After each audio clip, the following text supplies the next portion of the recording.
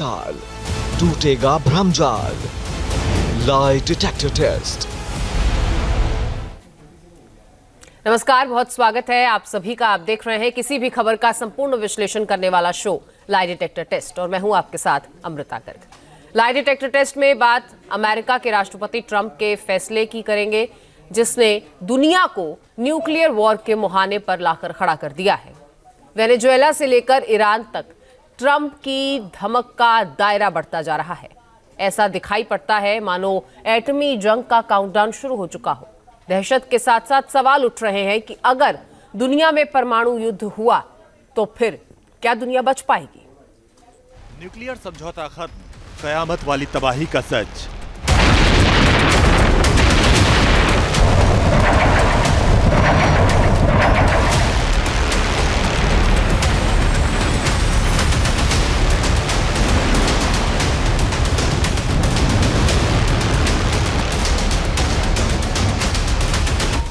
क्या दुनिया nuclear war की कगार पर खड़ी? क्या धरती के विनाश का काउंटडाउन शुरू हो गया?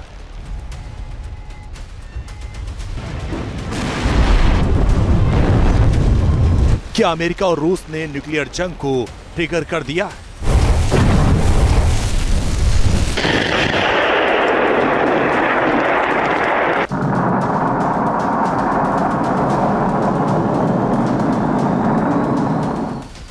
दुनिया में जंग के कई मोर्चे खुले हुए, युद्ध की आग सुलग रही, विध्वंसक हथियारों का जखीरा तैयार किया जा रहा, टारगेट लॉक किए जा रहे हैं।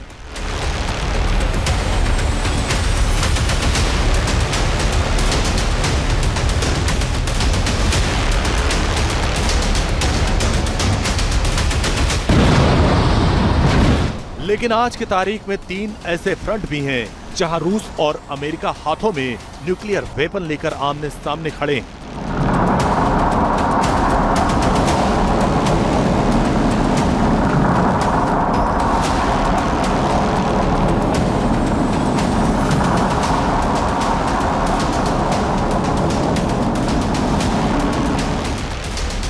वेनेजुएला में ऑपरेशन मादुरो ने रूस का मिजाज भड़का दिया है। अमेरिका ने रूस के ऑयल टैंकर को कब्जे में ले लिया। ईरान में खामनेई की सत्ता के खिलाफ खूनी बगावत चल रही। अमेरिका ने खामनेई को धमकी दी है, लेकिन रूस ईरान के पीठ पीछे खड़ा। यूक्रेन में रूस सीधी जंग लड़ रहा। यूरोप के नेटो मुल्क भी निशाने पर हैं। अमेरिका रूस को चेतावनी दे चुका।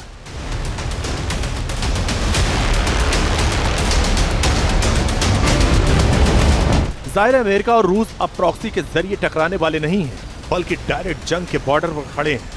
ये वो दोनों देश जो दुनिया की सबसे बड़ी एटमी ताकत, यानी इनके पास इतने ज्यादा न्यूक्लियर हथियार हैं कि इस धरती को कई बार तबाह किया जा सकता।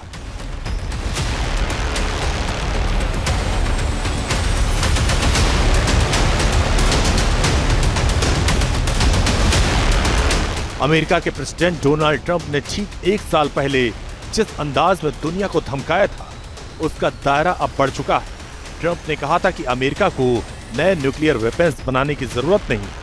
उन्होंने इसका डर भी दिखाया था।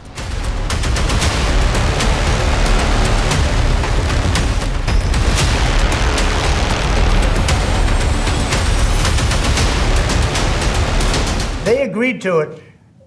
We were talking about denuking, denuclearized, denuking, and President Putin and I agreed that we were going to do it in a very big way. There's no reason for us to be building brand new nuclear weapons. We already have so many, you could destroy the world 50 times over, 100 times over. Trump की वही एटमी धमक एक बार फिर दुनिया में गूंजने लगी। इसकी शुरुआत वेनेजुएला से शुरू हो चुकी है, जिसके राष्ट्रपति को अमेरिका ने अपने कब्जे में ले लिया। दूसरी तरफ वेनेजुएला के तेल भंडार पर मालिकाना हक भी जता दिया। वेनेजुएला में रूस और चीन पहले से ही स्टेक होल्डर हैं। दोनों देशों को ट्रंप का एक्शन नागवार गुजर रहा है।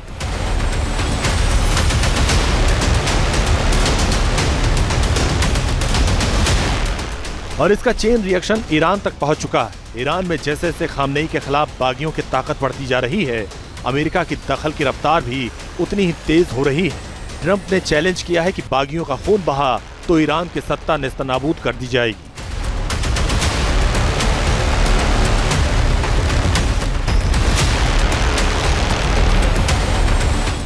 अमेरिका और रूस के बीच जंग की आशंका अब मुहाने पर खड़ी। इस जंग के एटमी वॉर में तब्दील होने का खतरा दुनिया के सिर पर तलवार की तरह लटक रहा है। इसकी सबसे बड़ी वजह है न्यू स्टार्ट संधि का खात्मा। 5 फरवरी को संधि की मियाद पूरी होने वाली है। जो तनातनी इस वक्त है, उसे देखते हुए दोनों देश संधि को फिर से जिंदा करने के मूड में नजर नहीं आते।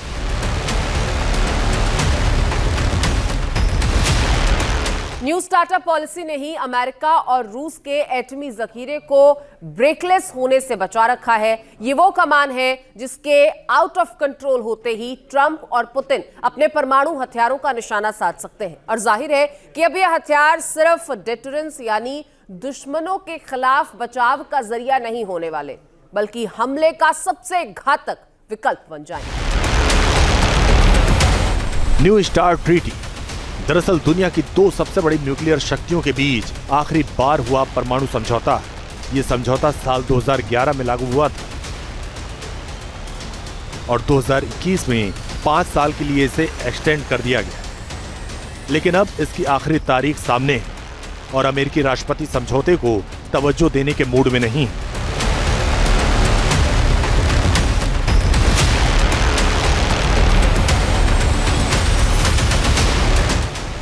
सवाल है कि क्या ट्रंप एटमी दांव खेल चुके हैं?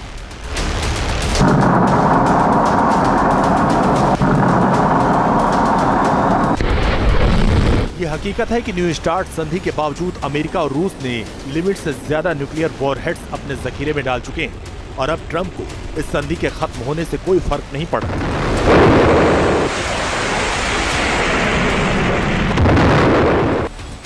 ट्रंप ने न्यूयॉर्क टाइम्स को दिए इंटरव्यू में अपना मिजाज दिखा दिया।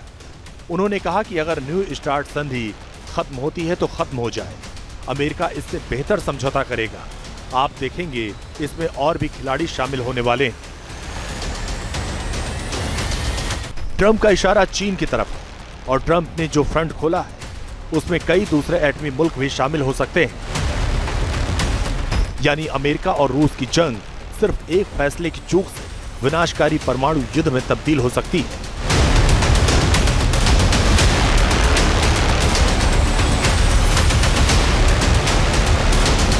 न्यू स्टार्ट संधि खत्म होने के 3 बड़े असर पड़ने वाले हैं। पिछले 50 साल में पहली बार ऐसा होगा जब अमेरिका और रूस के बीच परमाणु हथियारों को सीमित करने की कानूनी बाध्यता नहीं होगी। स्टार्ट खत्म होने का मतलब है कि यह नई आर्म्स रेस का सबब बन जाएगा। एक्सपर्ट्स कह रहे हैं कि परमाणु हथियारों की होड़ तो शुरू होगी ही, बगैर किसी सीमा नए एटमी वेपन को विकसित करना पहले से ज्यादा रफ्तार पकड़ लेगा।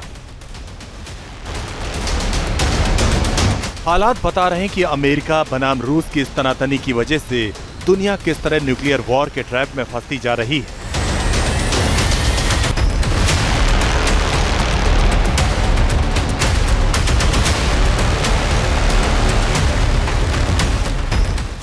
उनसे ये सवाल पूछा गया था आज ही, ये संधि के बारे में, तो उन्होंने कोई खास चिंता की बात नहीं बताया।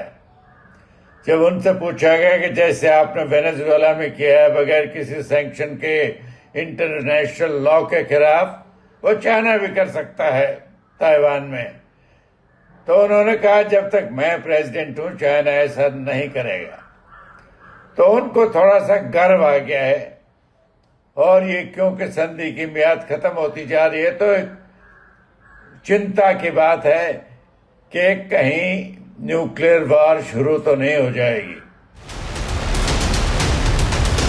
अमेरिका की प्रिंसटन यूनिवर्सिटी के कंप्यूटर सिमुलेशन की माने तो परमाणु युद्ध का अंजाम इस धरती पर मौजूद एक एक इंसान के लिए जानलेवा और सिर्फ जानलेवा साबित होने वाला है। इस सिमुलेशन ने अमेरिका और रूस के बीच एटमी जंग को भयावह बताया है।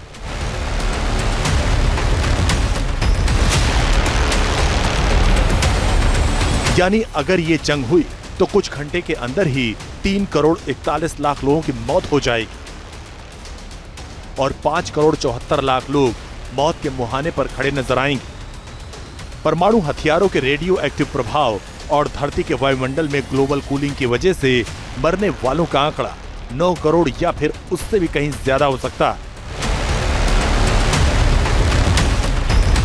प्रिंसटन यूनिवर्सिटी ने इस सिमुलेशन को प्लान ए नाम दिया था और 4 मिनट के ऑडियो वीडियो सिमुलेशन में परमाणु तैनाती, एटमी हथियार से लेकर उड़ने वाले फाइटर जेट और संभावित ठिकानों को दिखाया था।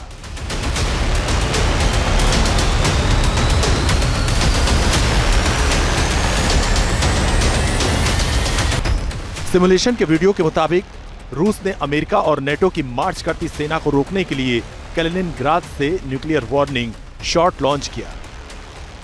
इसके खिलाफ नेटो ने टैक्टिकल न्यूक्लियर वेपन से रूस की तरफ निशाना साधा और जब जंग का दायरा बढ़ा तो रूस ने 300 न्यूक्लियर वॉरहेड्स नेटो देशों पर फायर की। इसे देखते हुए नेटो ने 180 न्यूक्लियर मिसाइल्स रूस के ऊपर दागी, लेकिन इस एटमी जंग के शुरू होने के 3 घंटे के अंदर ही 26 लाख लोगों की मौत हो गई।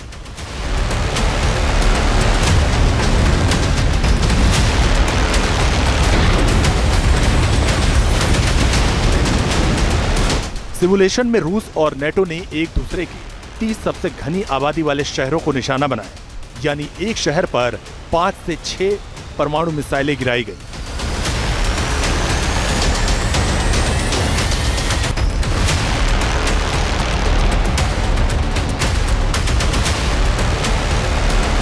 इस कंप्यूटर सिमुलेशन में दिखाया गया कि परमाणु हथियारों से होने वाली जंग कितनी तेजी से बेकाबू हो सकती।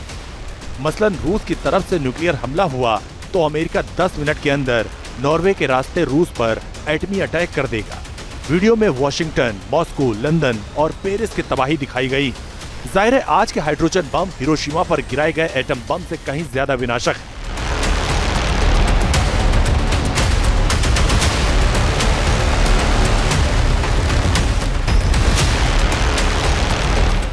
सिमुलेशन के मुताबिक अगर ये न्यूक्लियर बम फटे तो आग की प्रचंड लहरें आसमान तक उठेंगी, फिर काला धुआं वायुमंडल के उस हिस्से तक पहुंच जाएगा जहां बारिश के बादल नहीं पहुंच सकते। ऐसे में सूरज की रोशनी धरती तक नहीं पहुंचेगी और न्यूक्लियर विंटर की तबाही 18 दिनों के अंदर पूरी धरती पर फैल जाएगी। परमाणु विस्फोट से लोगों की मौत तो होगी ही, बचे हुए 99% लोगों की मौत भूखमरी से हो जाएगी। कहने और बताने की जरूरत नहीं है कि परमाणु युद्ध क्यों एक ऐसा बुरा ख्वाब है जिसे इस वक्त हर रोज दुनिया देख रही है। जितने भी मोर्चों पर युद्ध की आग भड़की है, वहां न्यूक्लियर वॉर की चिंगारी अंदर ही अंदर सुलग रही है और इनमें ज्यादातर मुल्क एटमी हथियारों से लैस हैं या फिर सीक्रेट तरीके से वो परमाणु हथियार बनाने में जुटे हुए हैं। और सबसे बड़ा डर तो यह है कि इनमें से किसी भी फ्रंट पर अगर हालात बेकाबू हुए तो फिर उसे कंट्रोल करने का मैकेनिज्म दुनिया में किसी के पास भी नहीं है। और चलिए अब आपको कुछ नंबर्स के जरिए दिखाते हैं अमेरिका और रूस ने किस तरह से एटमी हथियारों की विध्वंसक तैयारी और विनाशक तैनाती कर रखी है। तो रूस के जखीरे में इस वक्त 5459 एटमी वॉरहेड्स हैं और अगर अमेरिका की बात की जाए तो अमेरिका के पास 5177 है। और वॉरहेड्स के बाद अब रूस के स्टॉक पाइल की बात कर लेते हैं या उसके परमाणु भंडार की अगर बात की जाए तो 4309 न्यूक्लियर वेपन्स हैं रूस के पास। और अमेरिका की बात की जाए तो 3700 जो स्टॉक पाइल है वो अमेरिका के पास स्टॉक में परमाणु हथियार है। और वहीं रूस ने 1718 न्यूक्लियर वॉरहेड्स की तैनाती के मोड में जो उन्हें रखा हुआ है, यानी वो बिल्कुल तैयार है। और अगर अमेरिका की बात की जाए तो 1770 एटमी हथियार हैं अमेरिका के पास जो तैनात है। और आज की तारीख में दोनों मुल्कों ने अपने अपने इलाके में 1700 परमाणु हथियार हाई अलर्ट मोड पर भी तैयार करके रखे हैं। अमेरिका और रूस के परमाणु हथियारों की अगर रणनीतिक तैनाती भी देख ली जाए तो दोनों देशों के पास intercontinental ballistic missile, submarine launched ballistic missile, इसके अलावा एटमी हथियारों से लैस होने वाले बॉम्बर्स भी हैं। और यही नहीं, अमेरिका और रूस ने कम दूरी तक दागे जाने वाले जो टैक्टिकल न्यूक्लियर हथियार हैं उन्हें भी तैनात कर रखा है। और रूस के पास 1000 से लेकर 2000 तक टैक्टिकल न्यूक्लियर हथियार हैं और अमेरिका के जखीरे में 200 टैक्टिकल परमाणु हथियार इस वक्त मौजूद हैं और अमेरिका ने यूरोप में भी 100 टैक्टिकल एटमी वेपन्स की तैनाती कर रखी है। और इसी से समझा जा सकता है कि दोनों मुल्क अगर सीधे तौर पर आमने सामने आते हैं तो ये टक्कर कितनी भयंकर हो सकती है। न्यूक्लियर हथियारों के खिलाफ कैंपेन चलाने वाले एक्सपर्ट इस खतरे को बार बार जता रहे हैं। उनका कहना है कि इस वक्त परमाणु हथियार लॉन्च होने के बाद इसे रोकने की प्लानिंग किसी भी देश के पास नहीं है।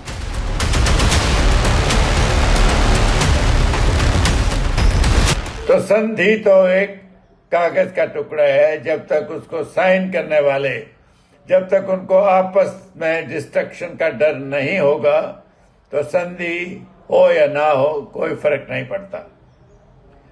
तो ये कोई बड़ी चिंता की बात नहीं है।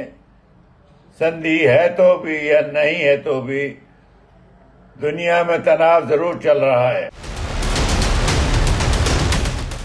दरअसल अमेरिका और रूस के बीच जब तक न्यू स्टार्ट समझौता है, दोनों देश रणनीतिक एटमी वॉरहेड्स की संख्या 1550 और तैनात एटमी लॉन्चर 700 तक सीमित रखने की शर्त में बंधे हुए हैं। लेकिन अगर ये मामला बिगड़ा तो देखिए तबाही का दौर किस तरह शुरू हो सकता है।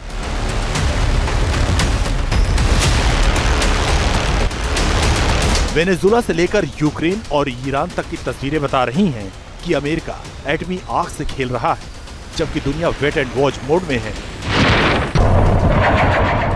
लेकिन सवाल है कि आखिर कब तक। Team news nation.